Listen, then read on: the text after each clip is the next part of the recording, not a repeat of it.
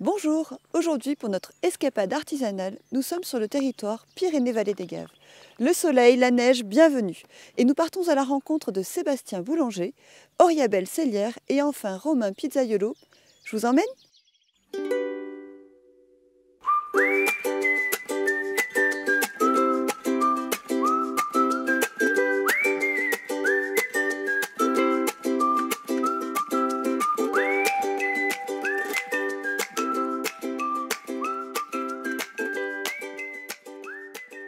Bonjour Sébastien. Bonjour Caroline. Merci de nous accueillir dans ta boulangerie. Avec grand plaisir. Donc tu es un des parrains de notre escapade artisanale. Tout à fait. Et ta chocolatine a été élue meilleure chocolatine au monde en 2019. Tout à fait. Tu es artisan boulanger. Est-ce que tu peux nous parler de ton activité ? La boulangerie a été créée en 1949 par le grand-père de mon épouse. Nous sommes la troisième génération avec mon épouse qui est chef pâtissière. Nous avons été rejoints par nos fils qui sont du métier. Donc c'est vraiment une histoire de famille depuis 1949. Et c'est donc ainsi que vous vous êtes formé en tant que boulanger. Donc oui, moi je suis arrivé ici, j'avais 19 ans. On a de suite essayé de mettre en avant ce qu'on avait appris avec mon épouse et on a toujours fait de l'artisanal 100%. Oui, parce que faire ces viennoiseries, c'est pas quelque chose de totalement évident dans toutes les boulangeries. Non, malheureusement, c'est vrai qu'on a eu un tournant dans les années 90 où on nous dit voilà, vous allez moins travailler si vous faites plus vos croissants et c'est vrai que ça a fait rêver certains. Aujourd'hui, c'est vrai que ce qui est intéressant, c'est que là, dans les années 2020, on a, alors je ne vais pas dire grâce à ce concours que j'ai gagné, mais il a mis la part belle à notre métier, surtout sur le tourage. Donc le tourage qui est le travail de la pâte. Et c'est vrai qu'aujourd'hui, c'est un métier qui est très recherché, surtout sur la jeunesse aujourd'hui, qui peut apporter vraiment une belle identité au boulanger qui fait ses croissants.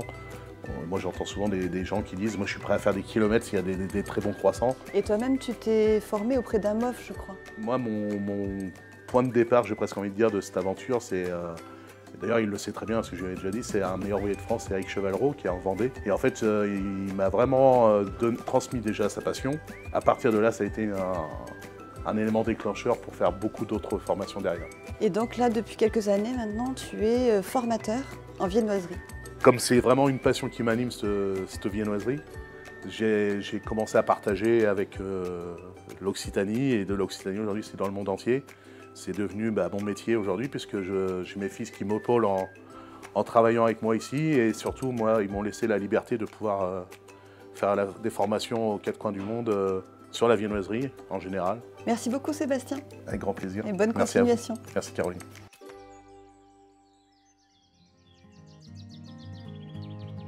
Bonjour Oriabelle. Bonjour Caroline.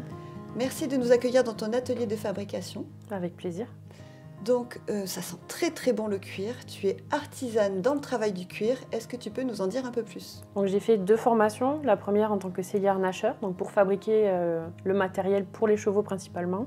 Et une deuxième en tant qu'ergonome de l'équitation, c'est-à-dire tout ce qui est adaptation du matériel par rapport à la morphologie du cheval. J'ai une selle ici qui m'a été apportée par une cliente. Je lui ai suggéré de faire les réparations d'abord de couture, c'est plus esthétique. Et ensuite de vérifier ces panneaux en matelas sur laine afin que ça puisse être adapté sur un autre cheval. Là actuellement il y a des creux et des bosses partout donc ça risque de créer des douleurs dorsales. Puis tu sais, tu as aussi des demandes sur mesure pour l'équipement du cheval en général. À part les selles, tout le matériel pour les chevaux peut être fait sur mesure. Je vois aussi que tu as des créations que tu as faites toi-même. Est-ce que tu peux nous en dire un peu plus ? Donc du coup j'ai fabriqué quelques boucles d'oreilles en cuir avec des chutes. Comme ça permet de recycler. J'ai fait également avec des chutes de lanières, des petits portes cure-pieds pour pouvoir emmener en randonnée. J'ai également des tapis de souris, j'ai des pots à crayon, des porte-monnaies, des tabliers pour les maréchaux ferrants. Donc c'est vaste, tu peux faire beaucoup de choses. Tout à fait. Et qu'est-ce que tu aimes justement dans ce travail manuel du cuir ? Partir d'une peau entière et la transformer en tout ce qu'on veut. Et tu te fournis où les peaux ? Je vais sur la côte basque chercher mes peaux pour pouvoir les travailler. Merci beaucoup Oriabelle de nous avoir accueillis. C'était plaisir. très intéressant et bonne continuation. Merci, à bientôt. Bonjour Romain. Bonjour. Merci de nous accueillir sur ton lieu de travail. Merci à vous de passer me rendre visite. Donc tu es pizzaiolo, C'est ça. artisan culinaire. Ouais. Qu'est-ce qui t'a donné envie de faire ce métier ? Le côté, j'ai toujours aimé la cuisine, cuisiner, faire plaisir aux gens. J'aime la relation client et surtout voilà, de travailler pour moi-même, me mettre à mon compte. Et je reviens aux bases de ma famille qui était italien, donc je fais de la pizza. Je vois que tu as fait ta formation avec Jean-Jacques Despo. Tu peux nous en dire quelques Ouais, mots? c'est ça. Beaucoup vont connaître Monsieur Jean-Jacques Despo à Lannemezan parce que c'est un très grand formateur, un maître pizzaiolo comme il le dit.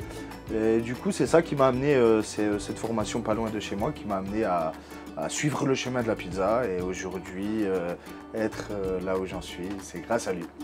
Et pourquoi tu as choisi le format de l'itinérance? Toutes les semaines, en fait, je fais un circuit où les clients savent que tel jour je serai là, donc le vendredi c'est soirée pizza et tout le monde vient, c'est vrai que c'est sympa, c'est convivial. Et surtout pour créer ce projet unique qu'on a fait, ce projet familial. Tu peux m'en parler de ce projet unique? Et nous, comme vous le voyez, je travaille dans une tiny pizzeria sur la base d'une tiny house, pour ceux qui connaissent. Et du coup, c'est un projet qui a été fait avec mon père, qu'on a fait ensemble de A à Z. Donc on a créé la tiny, on a fait tous les plans, on a tout installé nous-mêmes pour un peu faire quelque chose de nouveau, pour surtout mettre un beau four à bois comme ça, pour rester dans la pizza traditionnelle. Le feu de bois, ça reste de la pizza traditionnelle et on a tout fait nous-mêmes, donc c'est vrai que c'est satisfaisant d'en arriver là aujourd'hui. Merci beaucoup. Merci à vous. À bientôt. Au revoir.